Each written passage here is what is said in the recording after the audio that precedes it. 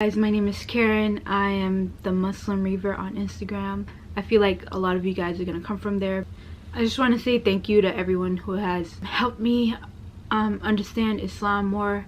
I don't have any Muslim physical friends around me, and the closest masjid is like 40 minutes away, so it's really hard for me to find a community, especially here in South Carolina. I don't see a lot of Muslims here, maybe because I'm more isolated, but yes, it's really hard for me. I can count on my hands how many Muslims physically I've seen here. But yes, I wanted to share my story because I feel like there's not a lot of people who do share the stories. I converted in December 28th, 2020. Let's rewind 8 months before I took my Shahada. I wanted to get closer to God. The only way I knew how to get closer to God was to study the Bible. This story is going to be all over the place because I didn't take any notes. So hopefully I can get everything into this one video. But my parents are Christian. They aren't really devoted. I never really went to church. My family on my mom's side are really devoted. I have 2 uncles that are pastors, and I never really liked church. Especially because it was always in Spanish, and Spanish is my second language. It just goes in one ear and out the other, so I never really had the chance to really understand Christianity, the concept of it.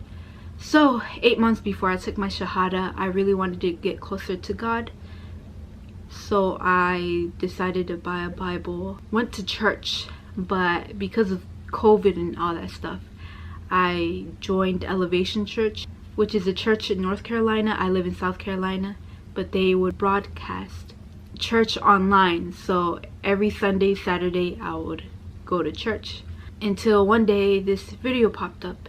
It was a Muslim versus Christian debate. It was 2 hours. I kept delaying the video. It just kept popping up and popping up. I was like, why is YouTube recommending me this video when I'm just starting to get closer to God? But I gave the video a chance, looked at the video fully, and that's when I started to get doubt. It just made more sense. So I started looking more into Islam. People like Ali Dawah, Muhammad Hijab. Sorry if I'm speaking a little quieter. I think my dad just came home. Okay, yeah, it was just watching a lot of videos of Islam, me praying a lot. The only way I knew how to pray was, get on your knees, put your hands right here, pray at night. The one thing about me is that I always pray for guidance. I always prayed to God to lead me to the right path. And I always told him that I trusted him. Yeah, 8 months later, I took my Shahada. It wasn't a set time. I took my Shahada at midnight. I was crying. I think I was just crying of the fact that I just wanted to get closer to God, but I didn't know how. Why am I getting emotional? I'm not even at the emotional part, but yes. When I woke up, I freaked out.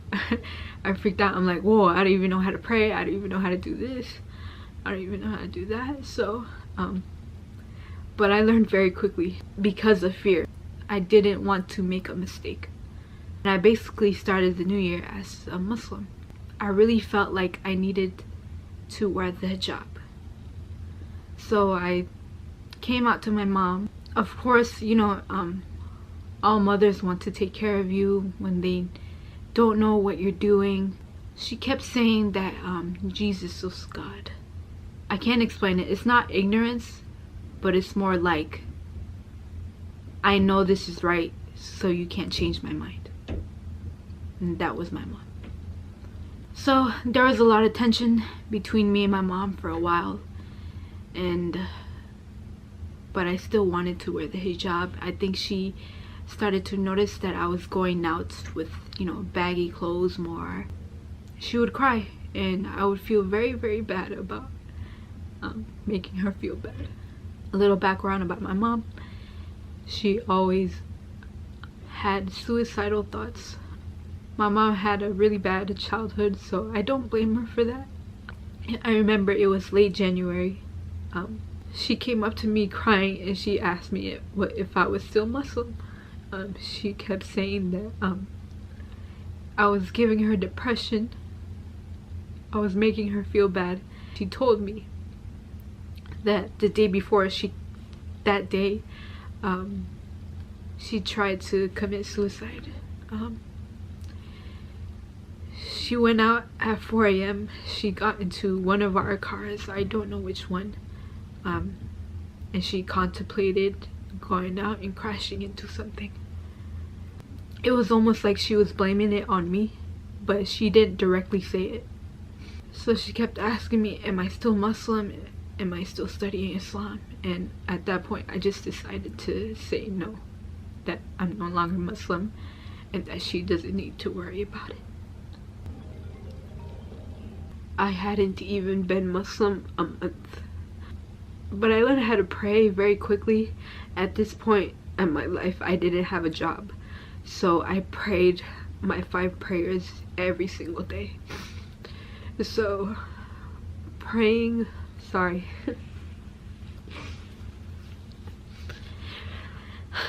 going from not praying to praying every day and trying to do good deeds for your parents, it was very overwhelming, very overwhelming. I don't remember if it was after or before my mom came up to me with you know, that, and I had to lie. I told my dad about it. If you guys don't know me very well, I read a lot of books, and he told me that I was getting influenced too much and that the devil was influencing me. I was just in shock because he is my dad. He's the more lenient out of my mom. I was telling him about the Quran, and then he told me to throw away that book or I'll throw it away for you. And I didn't know what to say. Coming from the people who you love the most is really hard to hear. Since COVID and everything, I was struggling a lot to find a job. The bills I used to pay, I could no longer pay for it, so my mom took it over. It was a lot of stress on her. Understandably, I caused a lot of that stress as well. I kept asking Allah, please give me a job I'm happy in. Another thing I prayed for is for some Muslim friends or someone who is Muslim to come around, you know, so I could have that comfort in someone. So I ended up getting a call from the retail store I applied for. I went to that job. Hourly pay was very low. It was nothing. I would not be able to pay the bills that I used to have if I got that job, and it was only part-time, so that was even, you know, worse. I wouldn't be able to get enough to pay for everything, you know. The manager there, he was very disrespectful, very dismissive. I got up and left. As I was walking out, I just burst in tears, you know. I had been applying for hundreds of jobs by this point. I just wanted something to go right. So I was crying in my car, asking Allah why he did this. When I've been praying a lot, why is he not letting me be happy? Just basically crying and blaming Allah for everything. So I get a call not even a day later. It's from the same retail store, but on a different location. I don't think I had any hope. I was just still mad at Allah. I have a scheduled interview for that following day, and when I get there, the manager, she's really nice. She makes me laugh a couple times. She asked me, do I want to be a supervisor? At first I'm like, I'm 19 years old. Why are you asking me? You know, I'm not fit for that position. And I'm like, yeah, what are the duties? So she goes in and starts explaining everything to me, and it happens so fast. She gives me all the paperwork. She says she's gonna call me back when my background check is in. So she takes me out and she introduces me to everyone who's working in the back, everyone I'm supposed to supervise. There are these 3 women. The moment I saw them, I could not stop looking at them. There are 3 Muslims. The way I could tell is from the veil, obviously. Yeah, these women were a lot older. I don't even think they know how much they impacted me, because I asked a lot for friends. I asked a lot to at least let me see a Muslim, have a Muslim around me for comfort, because it just felt like the whole world was against me. For the short time they were there, they did bring me a lot of comfort. They didn't know English a lot, but they helped me out with pronunciations. They were very welcoming once I told them, like, hey, I'm Muslim as well. And I really, really appreciated them. And then I left. It happened really, really fast. I had all my paperwork, my resume in my hand, everything in my hand. And I got in the car, and again I started crying. Can you tell I'm very sensitive? This time I was crying and I was just asking Allah to forgive me for being mad. To this day I still work in this place. I'm happy. I'm really happy there. Allah gave me everything I asked for in one day. Now I learned to trust Allah more. Now I know that Allah listens.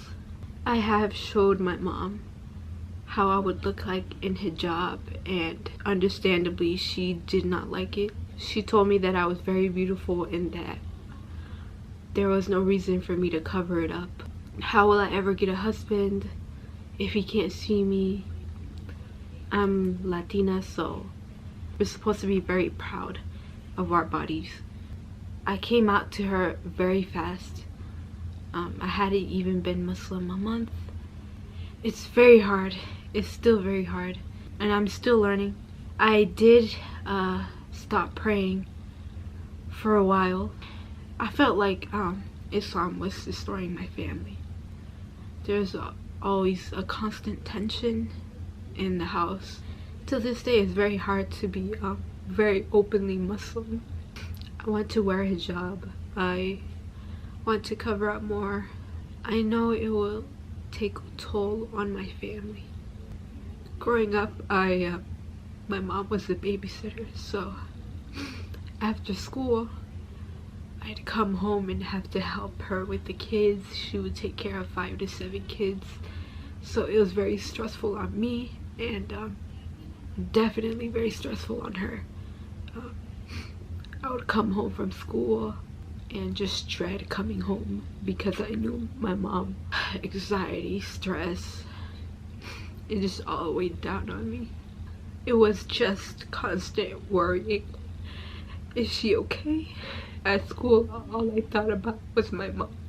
Every time my friends would ask me, hey, you want to go out after school? I'm like, no, I gotta go home and take care of my mom. My mom, she's tried to kill herself multiple times.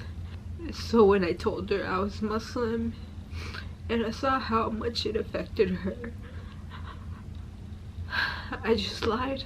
And then just a few months later, I stopped praying.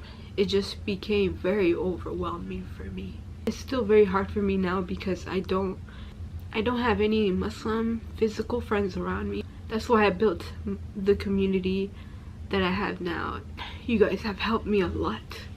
I'm glad I can have someone to talk to online. I'm so happy that I'm able to ask anyone questions and be able to get the answers in seconds. I appreciate everyone who's DM'd me on Instagram, or anyone who has talked about their story as well, because I wish I could hear more stories about Muslim reverts like me who are still struggling. I feel like I have a lot to make up for. I didn't participate in Ramadan. I have started praying again, but I don't want to overwhelm myself. I wanted to do everything perfectly and I rushed myself. So it always felt like, is it Islam or is it my family? I feel like I failed both. I failed Allah because I abandoned prayer. I failed my parents for not being the perfect daughter, for not making them happy, for making them disappointed in me, for making them depressed, scared. For all the reverts out there, just keep praying, keep pushing. Allah is gonna test you. Allah tests the ones He loves. It's gonna be hard. Just don't rush things. Some people will not accept you for who you want to be. I am 20 years old. I'm still very young. My dream is to, have kids that are Muslim, and me being the first, Muslim family in my family. But yeah, to the born Muslims, don't take advantage.